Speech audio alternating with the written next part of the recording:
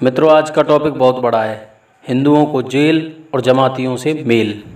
ये बात किसी से छुपी नहीं है। पूरे देश को कोरोना जैसी महामारी के संकट में डालने वाला कोई और नहीं, दिल्ली निजामुद्दीन मरकज़ से निकले हुए ये जमाती ही हैं। आज क्वारंटाइन सेंटर में हमारे स्वास्थ्य कर्मियों के साथ बदसलूकी करते हुए, उन पर थूकते हुए ये जगह जगह नज़र आए। और साथ ही हमारी महिला नर्सों के साथ इन्होंने अश्लीलता की। लेकिन फिर भी इनके खिलाफ यदि कोई सच बोलता है तो हमारे देश में बहुत बड़ा बवाल हो जाता है, FIR हो जाती है। दुकानों पर हिंदू नाम या हिंदू भगवानों के नाम लिखने पर ये लोग FIR कर देते हैं। ये बात आपने सुनी ही होगी। हम बात कर रहे हैं झारखंड के मुजफ्फरपुर के सांसद अजय निषाद जी की। उन्होंने तबलीगी जमात के लोगों को आतंकवादी बताया। यदि आतंकवादी बताया भी है तो क्या गलत बताया है? क्या आतंकवादी वही होते हैं जो बंदूक लेके लोगों को मारते हैं? ये आज इन्होंने कोरोना जैसे संकट से पूरे देश को खतरे में डाल दिया है। बहुत सारे लोगों की जानें गई हैं। क्या ये आतंक नहीं है? क्या ये आतंकवादी नहीं है? आप ही बताइए। इसके अलावा उन्होंने मदरसों का खुलासा किया, जिससे पूरे देश में बवाल मच चुका है। जगह जगह उनके मोर्चे निकाले जा रहे हैं, उनका विरोध प्रदर्शन किया जा रहा है। राजनीति रोटियां सेकने के लिए आज नेता भी जमातियों का खुल के समर्थन कर रहे हैं। आज हमारा देश जहां विश्व गुरु होने के लिए जा रहा है, हमारे देश के बच्चे अपने गौरव बढ़ाने के लिए विदेशों तक अपना परचम फैला रहे हैं, वहीं इन मदरसे छापों का खुलासा किया गया कि इन मदरसों में बच्चों के अंदर जहर भरा जाता है। काफिरों को मारना उनका लक्ष्य है, चाहे उनके लिए खुद क्यों ना मरना पड़े। यदि काफिरों को मारते मारते खुद यदि मरते हो तो जन्नत मिलेगी। ये जहर इनके अंदर भरा जा रहा है। काफिर यानी जो अल्लाह को नहीं मानते हैं, जो अल्लाह के अलावा किसी और धर्म में हैं, किसी मूर्ति पूजक हैं, वो सारे काफिर हैं। और रमज़ान के पाक महीने के बाद यदि काफिर को मारते हैं तो जन्नत मिलेगी।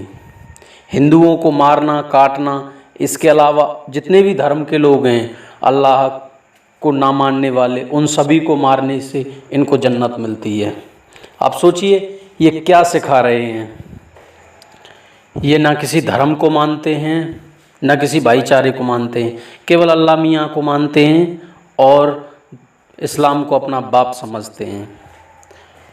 न ये भारत के संविधान को मानते हैं, जबकि भारत के सारे संविधान में इन्हीं का भला है। एक भी हिंदू का भला किसी भी भारत के संविधान से नहीं होगा। आप सोचिए 30% से ज़्यादा होने पर भी ये अल्पसंख्यक हैं। हमारे लिए कितने दुख की बात है, 30% मुस्लिम होने पर भी अल्पसंख्यक हैं। यदि देश में इनके खिलाफ कोई आवाज़ उठाता है, इनसे कोई कुछ कहता है, तो ये बेचारे अल्पसंख्यक हैं, इनको दबाया जा रहा है, इनके साथ बहुत ही बुरा बर्ताव किया जा रहा है। आप सोचिए इनके मंजूबे पूरी तरीके से ये रहते हैं ये इस्लामिक कंट्री बने। अब सोचिए अगर भारत भी इस्लामिक देश बन गया तो जब ये 30% पे आज ये हालत कर रहे हैं, क्या ये हम लोगों को छोड़ पाएंगे?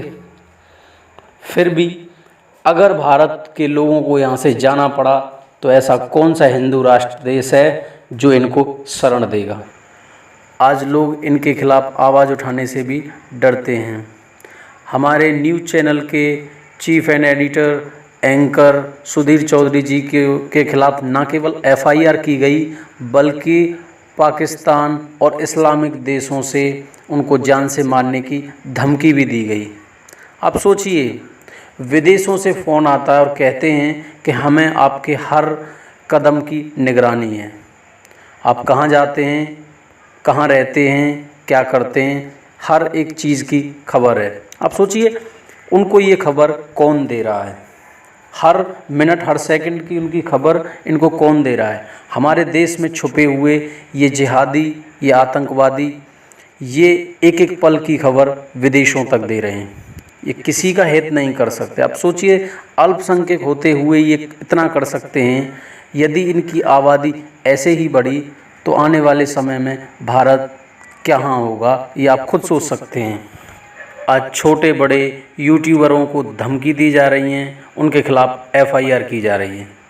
सोचिए आप, यदि सरकार में कोई बिल या कानून लागू होता है तो इनका लोकतांत्रिक अधिकार है, ये कुछ भी कर सकते हैं, धरना प्रदर्शन कर सकते हैं, शाहीन बाग जगह जगह ये शाहीन बाग बना सकते हैं, कितने भी लंबे समय तक ये कुछ भी कर सकते हैं, पथराव कर सकते हैं, गोलीबारी कर सकते हैं, लोगों के साथ हिंसा कर सकते हैं, मारपीट कर सकते हैं, क्योंकि इनका लोकतंत्र अधिकार है। आप सोचिए, हिंदुस्तान यानी हिंदुओं का स्थान, ये हिंदू अपने ही स्थान में अपने पर हो रहे अत्याचार के खिलाफ आवाज़ नहीं उठा सकता, क्योंकि इनके लिए कोई लोकतांत्रिक अधिकार नहीं है। ये केवल अल्पसंख्यकों के लिए, बेचारे अल्पसंख्यकों के लिए ये सारे अधिकार हैं। ये आपको सोचना होगा हम कहाँ और किन के साथ हैं।